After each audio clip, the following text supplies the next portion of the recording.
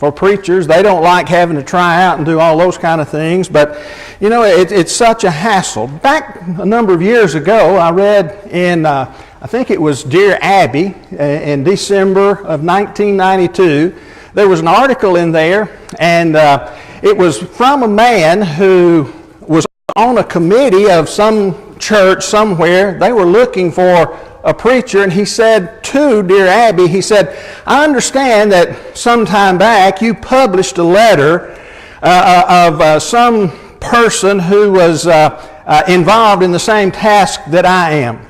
And this is the letter that she published after he requested that.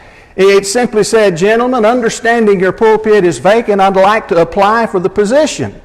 I have many qualifications. I've been a preacher with much success and had some success as a writer. Some say I'm a good organizer. I've been a leader most places I've been. I'm over 50 years of age. I've never preached in one place more than 3 years. In some places I've left town after my work caused riots and disturbances. I must admit I have been in jail 3 or 4 times, but not because of any real wrongdoing. My health is not too good, though I still get a great deal done. The churches I preach for have all been small, though located in large cities. I've not gotten along well with the religious leaders in towns where I've preached. In fact, some have threatened me and even attacked me physically. I'm not too good at keeping records. I've been known to forget whom I baptized. However, if you can use me, I shall do my best for you. Now, they got this, and the committee, as it was read by this gentleman, they were just outraged.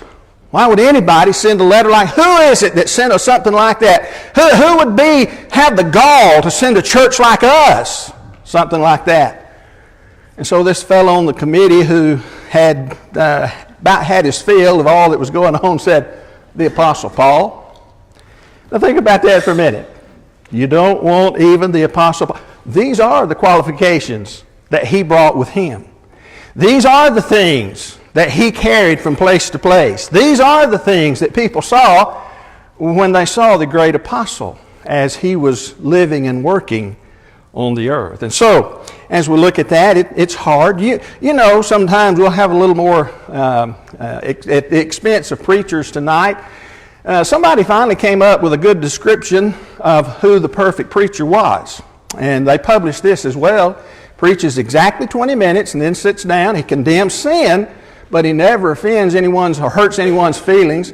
He works from 8 o'clock in the morning till 10 o'clock at night, and every kind of work from preaching to custodial services and maybe even driving a church bus. He makes $60 a week, wears good clothes, buys good books regularly, gives $30 a week back to the church, stands ready to contribute to every good thing, every good work that comes along. He's 26 years old, been preaching for 30 years. He's tall and short. He is thin and heavy set and handsome. He has one brown eye and one blue eye. His hair is parted in the middle and on both sides. He has a burning desire to work with the teenagers and spends all of his time with the older folks. He smiles all the time with a straight face because he has a sense of humor that keeps him seriously dedicated to his work. He makes 15 calls a day on church members, spends all of his time evangelizing the unchurched, and is never out of the office. He also spends much time with his family. You know, that's a pretty good description. Sometimes we think about what people would write, and if you have 100 people, you basically have 100 different descriptions, and so when you start putting them all together, it gets sort of humorous, doesn't it? Tonight, as we think about preachers and preaching, I think we need to go back to the book of 1 Corinthians. In chapter number 4, where we'll spend our time tonight, the Apostle Paul actually discusses that matter. And we want to talk about it in the time that we have allotted tonight. Think about some of the things that the Apostle Paul has to say. If you have your Bible, turn to 1 Corinthians chapter 4, and let's look together beginning in verse number 1. We'll go down through verse number 5. Paul writes, this is how one should regard us, as servants of Christ and stewards of the mysteries of God.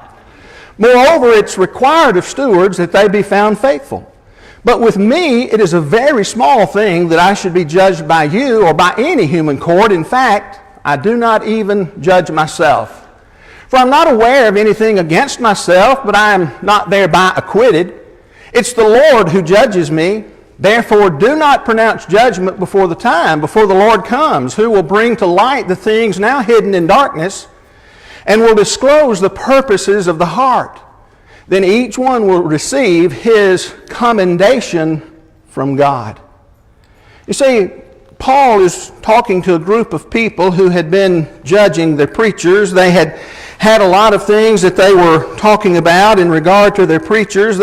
We'll talk about, or at least remind ourselves in regard to some of these things tonight. There's a sense in which all Christians are ministers, all Christians are servants, but it seems that Paul here in this place is primarily discussing himself and Apollos and Cephas and those men who had preached unto them Jesus. And so he has some things that he has to say in regard to them.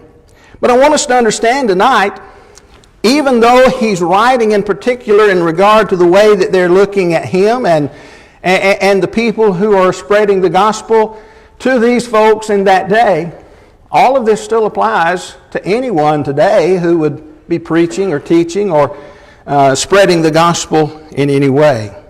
And so we need to look at it. We need to think about it. It's important, or God would not have included it in His Word and preserved it for us to have to speak about and talk about tonight. And so let's think about some of the things that the Apostle Paul says in these first 5 verses of chapter number 4. As we do that tonight, Paul says that we are to regard God's ministers, God's people, as servants. Let me call your attention back to that passage. Notice what he says, beginning in verse number 1. This is how you should regard us. Now that had a problem before, and Paul had already addressed it, had he not? Go back to chapter 1. Think about verses 12 and 13 of chapter 1. What were the people doing? I'm of Paul.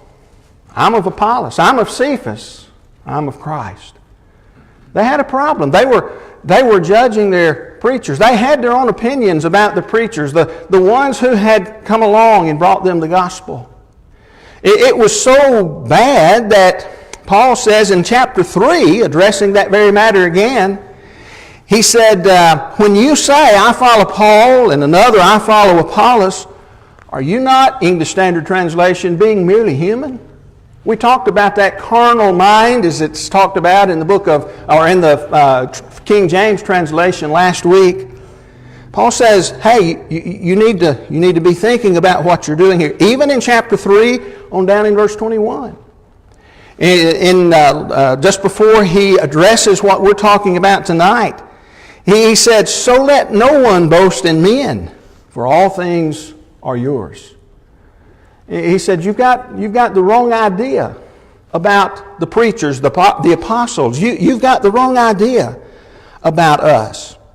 And then he says in chapter 4, verse 1, this is really how you are to think about us. This is how you are to regard us. Translation in the English Standard Version. Paul's writing to the Corinthian Christians. He's speaking about himself and about Apollos and Peter and whoever. And he's telling them that when you see us, when you look at us, when you think about us, you are to reason, you're to reckon, you are to suppose, you're to think about us in this way. Now, let's stop right there and quit thinking about what Paul is about to say and think about what we would normally. What if Paul came, I asked that question at the end of the sermon last week, what if Paul came and preached here next Sunday?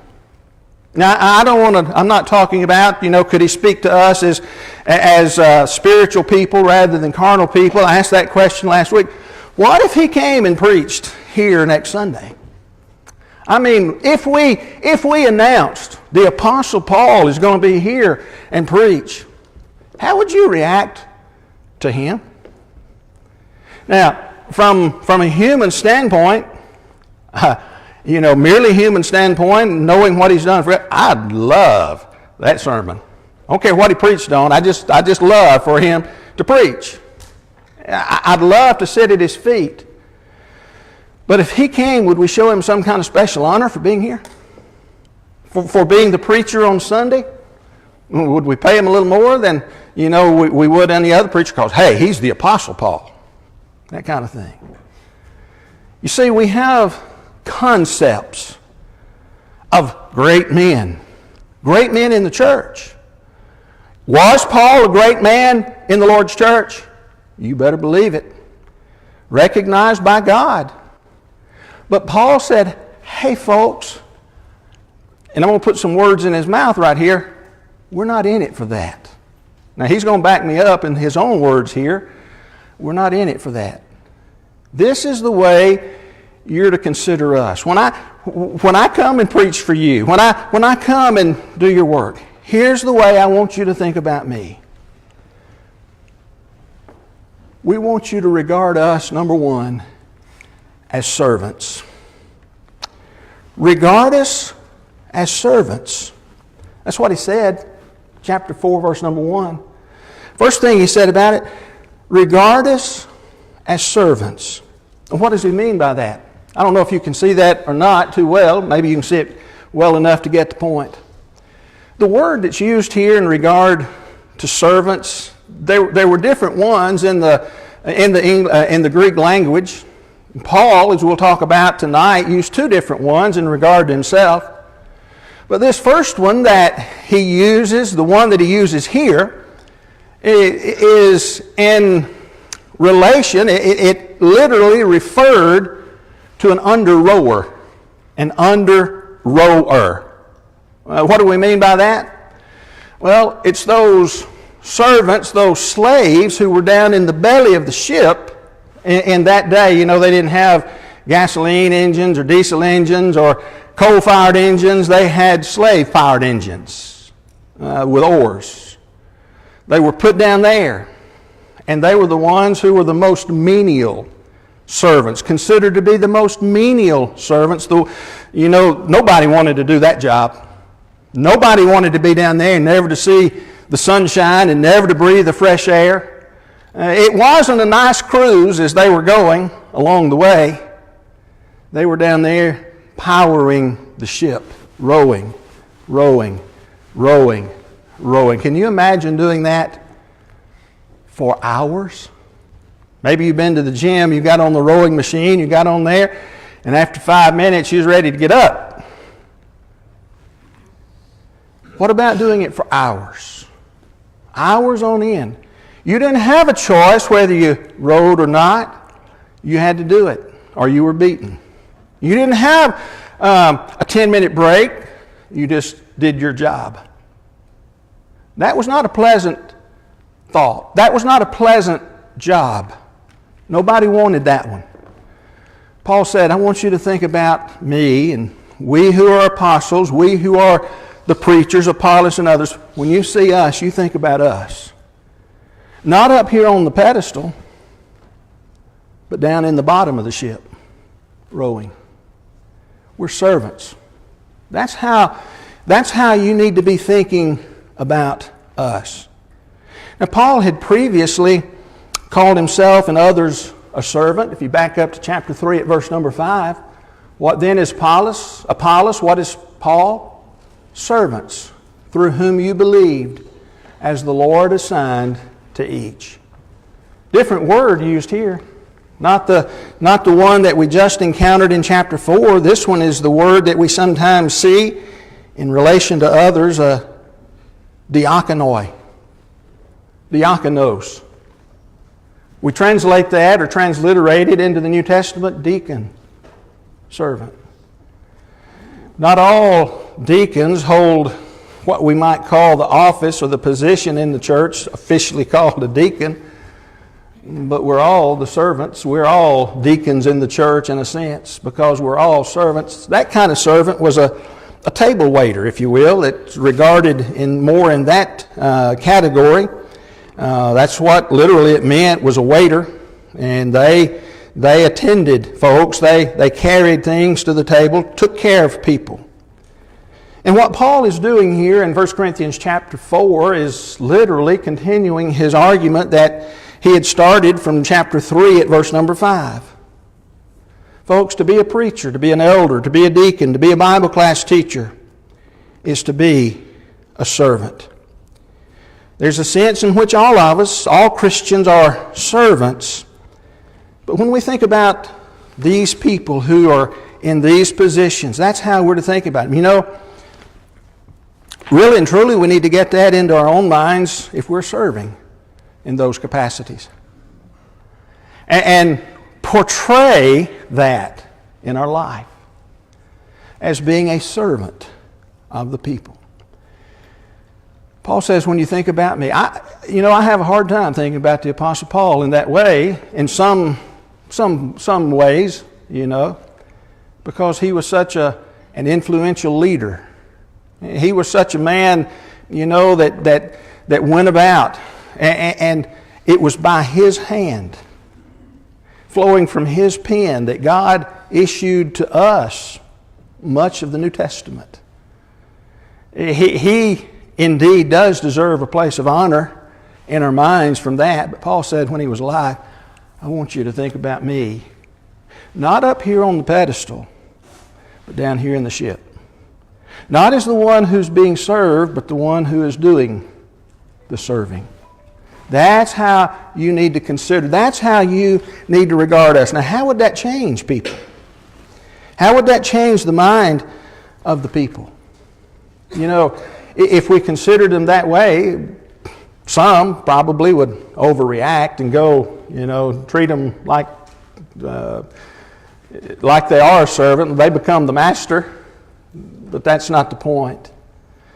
The point is this: that would change the focus off of man and put it back on God. Because they're just servants of God. They're serving God. The focus, you see, must be on God anyway. What did we say last week when we were talking about the carnal mind, the worldly mind, the human mind? Again, depending upon which translation you're reading from. What was the cure? Put your mind back on God. That's what Paul says. He's the one who really and truly is to be honored. He's the one who really and truly is to be praised. He's the one that we're worshiping, not us. And so Paul says, when you think about me, think about a servant. Put the focus back on God. There's an interesting statement that's found in the book of John chapter 12 at verse 21. And I know some brothers who have taken it upon themselves to put a little tag in the pulpit when they preach. There were some men who came talking to Jesus' apostles, and this was their statement: sirs, we would see Jesus. And that's what Paul was wanting people to see the Lord, to see God, not to see Paul or Apollos or Cephas, but to see Christ. Think of us as servants. Regard us as servants. But not only that, Paul said there's something else that you need to do. Another way that you regard us as stewards. For God's ministers are stewards. Now, what's a steward? Well, a steward's a house manager, one who takes care of the goods and the things that are the belongings of another person. And I don't know of a better example of this than one that's found in the Old Testament, book of Genesis chapter 39. In Genesis 39, beginning at verse number 1, the Bible talks about Joseph. Joseph had been brought down to Egypt. Potiphar, an officer in Pharaoh, the captain of the guard, an Egyptian, had bought him from the Ishmaelites who had brought him down there. The Lord was with Joseph, and he became a successful man, and he was in the house of his Egyptian master. His master saw that the Lord was with him, and that the Lord caused all that he did to succeed in his hands. So, verse number 4, so Joseph found favor in the sight, his sight, Potiphar's sight, and attended him. And he made him overseer of his house, and put him in charge of all that he had. You see, Joseph became a steward. You take care of everything that he had. Now, how would you like to turn everything you own over to another? Would you be willing to do that? Now, there's some things that we'll talk about here more in just a moment, but that's an interesting thing. But God, you see, has turned things over to us, has he not? Let me just give you a couple of verses. 1 Peter 4, verse 10. Peter wrote and says, as each has received a gift, use it to serve one another. Why? As good stewards of God's varied grace. Particularly of those miraculous gifts that had been given in the first century, he said, use them. We don't have them today, but we do have various talents. We do have various things that God has endowed us with that we use a lot of times on a daily basis, but we are to use them because we're stewards of the things that God has given us. We're to use them to serve one another.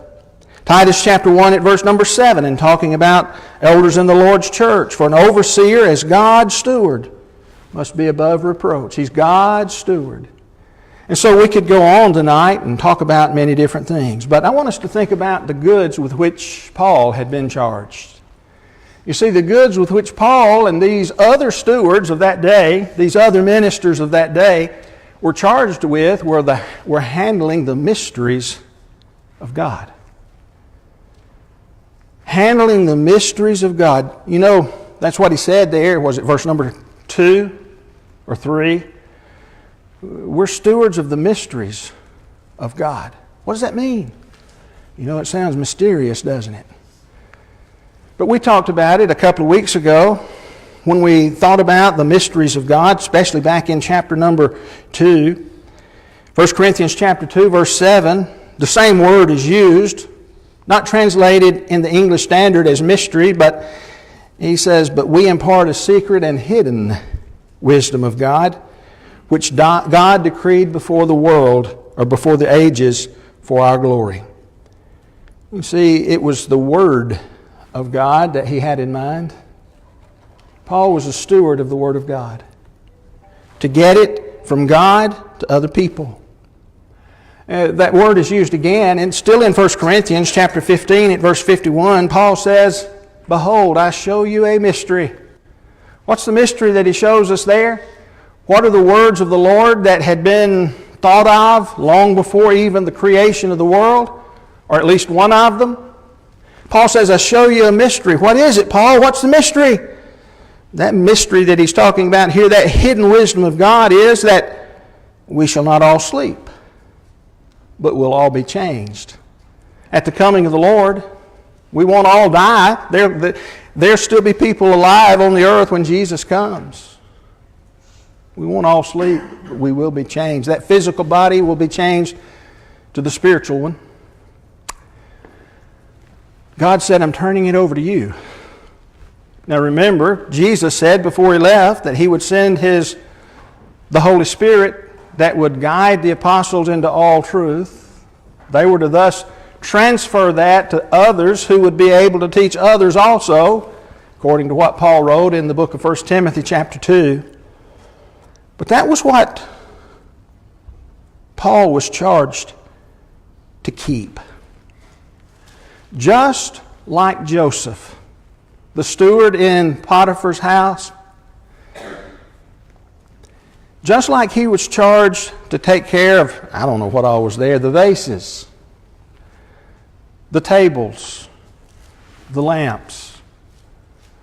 And not only in his house, if you'll note in the book of Genesis chapter 39, he basically turned everything he owned out in the field over to him as well, because God was making it prosper through Joseph. Joseph was in charge of all of that. Paul says you're to regard us, number one, as servants. Number two, as stewards. What are you in charge of? The Word of God. And faithfully getting that from God to you.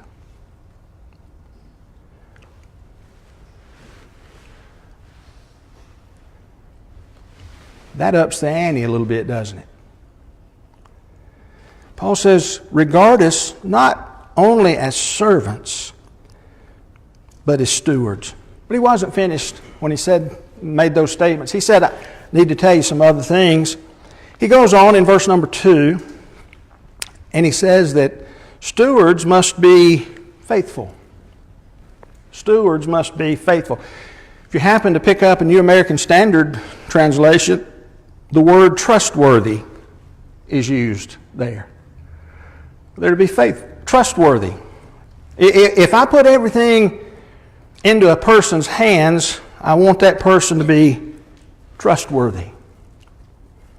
Was Joseph trustworthy? You know, we gave him as an example of a steward. Was Joseph trustworthy? Well, let's look and see. Genesis 39, continuing on in verse 5, from the time that he made him overseer of his house, and over all that he had, the Lord blessed the Egyptian's house for Joseph's sake. The blessing of the Lord was on all that he had in his house and field. So he left all that he had in Joseph's charge. Because of him, he had no concern about anything but the food that he ate. That's the only thing he had to worry about. What am I going to have for supper tonight? Now Joseph was handsome in the form and appearance, and after a time his master's wife cast her eyes upon Joseph and said, lie with me. But he refused and said to his master's wife, behold, because of me my master has no concern about anything in the house, has put everything that he has in my charge.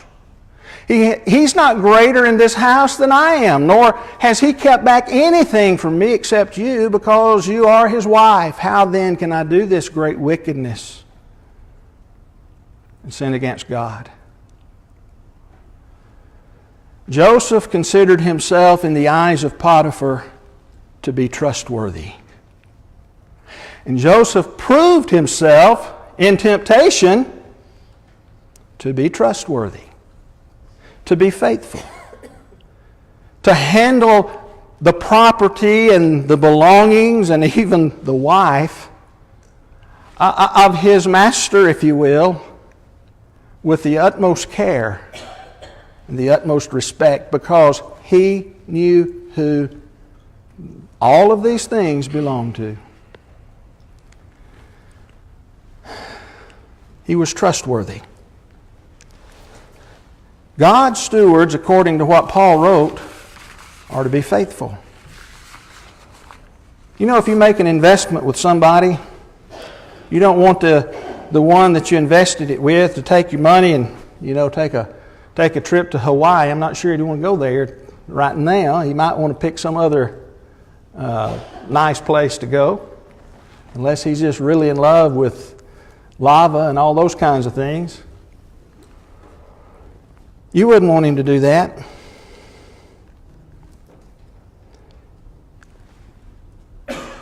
And so Paul, knowing that of himself, also knew about God. You see, he was concerned, like Joseph was, of being a faithful steward. But Paul was concerned with being a faithful steward of God. Now, if you're looking at your Bible in 1 Corinthians chapter 4 again, look at verse 3. You see, Paul was not concerned with what men thought of him. Again, looking at verse number 3 of that passage, the Bible says, but with me it's a very small thing that I should be judged by you or by any human court. Stop right there for a moment. Was Paul concerned with what men thought about him? You remember in the beginning we talked about the little letter, the invitation letter from the Apostle Paul, except, you know, those are qualifications that Paul had that we gleaned from the Bible. Was Paul concerned with what men thought about him with the religious leaders of the cities? So concerned that he would tamper with the Word of God, change it so that it would make them feel a little better and they wouldn't be so hard on him? Was Paul concerned with the way people thought about him from that standpoint? No, he wouldn't alter the Word of God for anyone. Was Paul concerned with what the Corinthians themselves thought of him? You see, Paul said, I don't want you to think more of me than what you really ought to. I want you to think of me as a servant, but I also want you to think of me as a steward of God. But me personally and what I'm doing, that don't count. You don't get to make that choice. I'm not your employee. I'm not your servant. I'm God's. You don't get to make that choice. If Paul had been so concerned with men that he would change what God said to them, don't you think he would have found something else to do long before he got to this point? I mean, after that first beating, he could have looked up something else to do. After being shipwrecked, after being put in prison, after being stoned with big rocks and left for dead. Don't you think if he had been concerned with what men were saying about him, he had said, hey, it ain't worth it. I don't know if he'd said that or not. He's probably not from the South. Paul says, I'm not concerned with what man says about me. That's not his primary focus. That's not his main concern. So why are we? Why are we so concerned with what people think about us? Now, I'm not saying be tactless, be smug, be ugly. I don't think Paul was like that. Paul's heart was in the right place. He was concerned with the people. He wanted them saved. And so I'm not saying be ugly and, just do things to cause somebody to dislike you. I think there's some people who may just go that route. That's not what we're talking about. Not what Paul's talking about. But he wasn't concerned enough to change his role, his work, what he had been given to do. He wasn't concerned with what men thought. He wasn't concerned with what human courts said. Did you notice that in the reading? That's not his main concern. Paul not only had that and said that, what Paul himself deemed to be right or wrong within himself is not what made a thing right or wrong.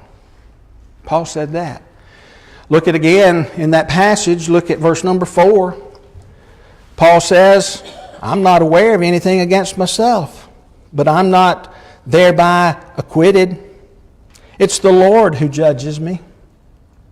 And he said, in fact, I do not even judge myself. Some folks may take that and say, hey, see, Paul said we shouldn't be judging. And they'll look at this other. That's not what Paul's saying at all. Paul's saying I don't condemn myself. I don't look at myself and let myself be the one who makes the decisions. There was a time in the life of Paul when he did that. Remember? He did that very thing. He quit doing it. But he had done that very thing before in his life. In Acts chapter 23 at verse 1, the Bible says, and looking intently at the council, Paul said, brothers, I have lived my life before God in all good conscience up to this day. Excuse me. Paul had previously been a persecutor, hadn't he? He put people in jail. When they had their trial, he testified against them. And on at least one occasion, when a man was being executed, he cheered the crowd on.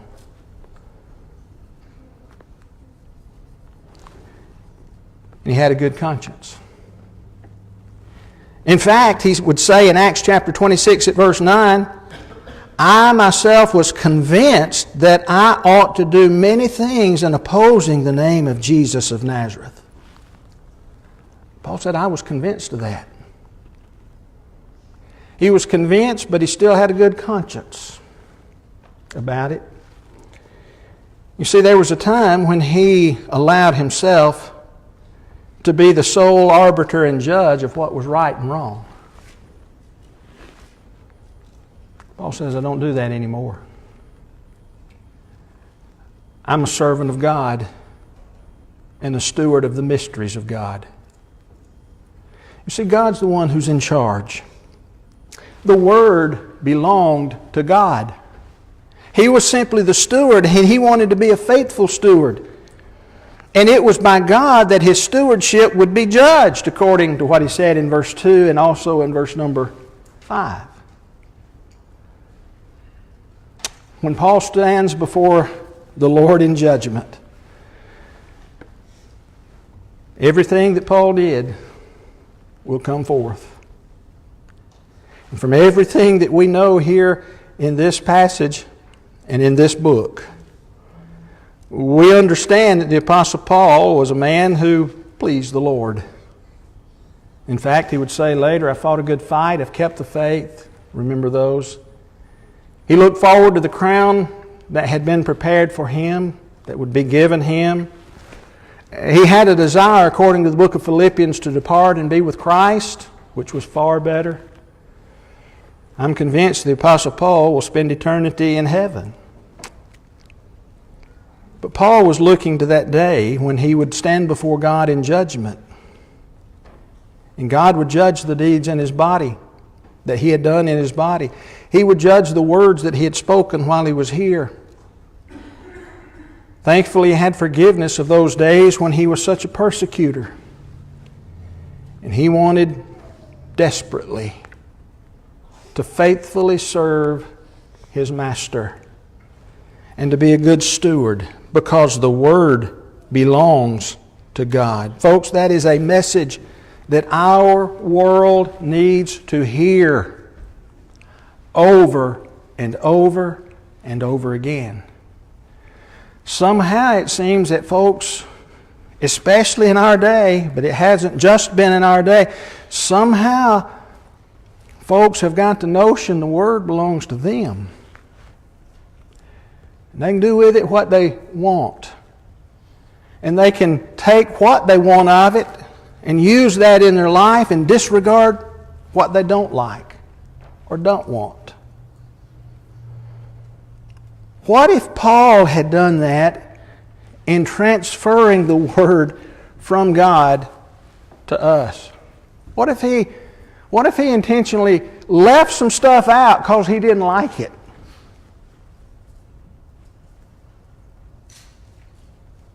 And we stand before God and God says, well, why didn't you do this? Do what? Well, I told Paul to tell you. Paul, you didn't tell us. And Paul didn't want that on his conscience. And Paul did tell us. What's the difference in us leaving a part out of our life that Paul has given us and these other writers have given us? What's the difference in us leaving it out of our life and Paul leaving out and not telling us? You see, the end would be the same. Because the Word belongs to God. The way that we worship, those words that He gave us in His book, who do they belong to? God. The way that we speak while we're here on this earth, the language that we use, has God regulated and how we're to talk as Christians? Well, sure. And His Word belong to Him. How we live, where we go, all of these things that God has given us guidance, given us commands in regard to. We can't just pick and choose because the words belong to God. As we close our lesson tonight, how do you view ministers? How do you view those who teach the Bible and preach God's Word and do those things? Do you put them up on a pedestal? I hope not. Do you regard them not on that end of the scale, but on the other end of the scale? Well, they're just a bunch of grouchy old men or grouchy old people that don't want us to have any fun. Don't want us to, to enjoy life. Well, if that person is faithfully proclaiming the Word of God, you're not against him. You're against God. We looked at that. Paul said that in the previous chapter. How do you view ministers? But perhaps an even more important question is this one. Are you a good steward of God's Word in your own life? In learning and listening to and living out God's Word in your own life. You see, if someone were to ask you today what you are, could you say, well, I'm a servant and a steward of the mysteries of God? Well, not in the same exact way the apostle was. It was revealed to him. We have a copy of it. And we're to faithfully teach it and to defend the gospel according to Jude. But that starts in our own life. What am I doing with God's Word in my life? If I've never become a Christian, I'm not using God's Word, I'm not a good steward of it. If I have and I'm not living like a Christian, I'm not being a good steward of God's Word. And just as Paul was concerned with standing before God on the day of judgment, being found faithful by Him, isn't that really what we should be concerned about as well? Will I be found faithful? For my part of handling God's Word in my own life. Servants and stewards. That's the title of our lesson tonight. That's how Paul said the Corinthians were to look at him, those others who preached and taught them. And that's even, to a great extent, how we are to look at preachers today and each other today. Servants and stewards of God. Maybe tonight that there's something in your life that you need to make right. Whatever your need may be, if we can assist you in any way, why not now come as we stand and sing.